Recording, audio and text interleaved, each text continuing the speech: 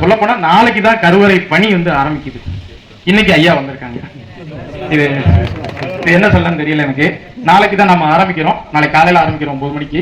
ஐயா இன்னைக்கு சொல்லும்போது அந்த சொக்கநாதரே வந்து இறங்கி நான் வந்திருக்கேன் அப்படின்ற மாதிரி இருந்துச்சு எனக்கு. 11 மணிக்கு சொன்னாங்க. சொல்லும்போது இந்த மாதிரி அன்பர் பெருமக்கள் யாரும் பக்கத்துல இருந்தாலும் சொல்லுங்க, ஐயா வந்து அவங்கள பார்ப்பாங்க. இது வந்து அடியார் உறவுகளை சந்திக்கக்கூடிய ஒரு நிகழ்வா இருக்கும் அப்படின்னு சொல்லியிருந்தாங்க. ஒரு பதிவு போட்டிருந்தேன்.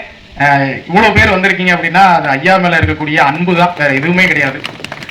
இந்த சிவன் கோவிலுக்கு வருகிற இந்த தை மாதம் வந்து நம்ம வந்து கும்பாபிஷேகம் பண்ணலாம் அப்படின்னு ஒரு முடிவுல இருக்கோம். ஐயா தான் அதுக்கு முன்னாடி நின்று அந்த கும்பாபிஷேகத்துக்கும் பண்ணணும் அப்படின்றது எங்களுடைய அடியார்களுடைய அந்த ஒரு ஆசை. அதே மாதிரி ஊர் பொதுமக்களுடைய ஆசையும் அதுதான் ஐயா. அதனால இதுல ஒரு சின்ன கோரிக்கையை நாங்க இங்க வச்சுக்கிறோங்க. அதனால நீங்க தான் முன்னாடி நின்று இந்த கும்பாபிஷேகத்தை நிச்சயம் பண்ணி கொடுக்கணுங்க. அதனால ரொம்ப சந்தோஷம். ஐயா வந்தது ரொம்ப மகிழ்ச்சி. இன்னைக்கு இவ்வளவு பேருக்கு தெரிஞ்சிருக்கு. நீங்க அதே மாதிரி நிறைய பேருக்கு தெரியப்படுத்துங்க. இன்னும் இந்த கோவிலுக்கு நிறைய பணிகள் இருக்குது. ஒவ்வொரு ஆளும் உங்க ஒரு ஸ்டேட்டஸ் வச்சீங்கன்னா போதும், அதுல ஒரு 100 பேர் பார்ப்பாங்க. ஏதோ இந்த கோவிலை வந்து இன்னும் கொஞ்சம் நம்ம வேகமா கட்டி முடிக்கக்கூடிய ஒரு சூழல் இருக்கு. ஏன்னா அன்னைக்கு வந்து இந்த செங்கல் மட்டும்தான் இருந்தது, பணி வந்து தடைப்பட்டு நின்றுச்சு. அப்புறம் திருப்பி நம்ம காணொலி போட்ட பிறகு இப்ப பாத்தீங்கன்னா 6000 கல்லு தான் நமக்கு தேவைப்பட்டது. ஆனா பாத்தீங்கன்னா 7000 கல்லு நமக்கு இறக்கி வச்சிருக்காங்க.